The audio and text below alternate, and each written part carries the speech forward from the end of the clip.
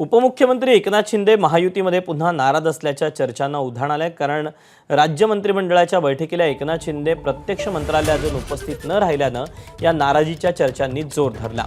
विशेष म्हणजे एकनाथ शिंदेंच्या नाराजीच्या चर्चा पहिल्यांदाच होताना दिसतात।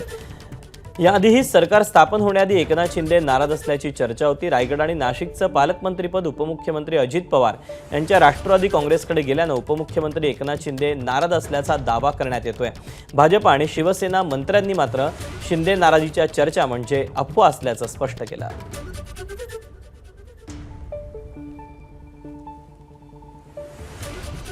काही नाराज नाही। एकनाथजी माझ्याशी बोलले होते, त्यांना ठाण्याहून येण्याकरता थोडा काळ लागला, त्यामुळे त्यांनी स्वतः एकनाथजी देवेंद्रशी बोलले, तुम्ही बैठक सुरू करा। काही नाराजी नव्हती, परवाच भेटलो ना आम्ही।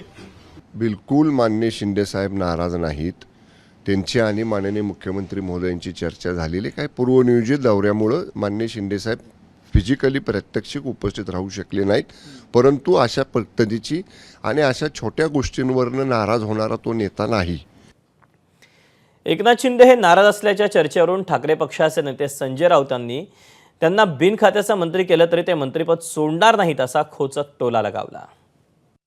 ज्या अर्थी ते मंत्रिपदाला चिटकून बसलेले आहे त्या अर्थी ते नाराज नाहीत। त्यांना बिनखात्याचं मंत्री केलं तरी ते मंत्रिपद सोडणार नाहीत, तेवढी हिंमत लागते। कारण त्यांच्या डोक्यावर ईडी आणि सीबीआयची आणि तपास यंत्रणांची तलवार आहे। त्यामुळे बिनखात्याचे मंत्री म्हणून जरी अशा लोकांना ठेवलं तरीही ते मंत्रिपदाला चिटकून राहतील आणि मी नाराज आहे असं कधीच बोलणार नाही।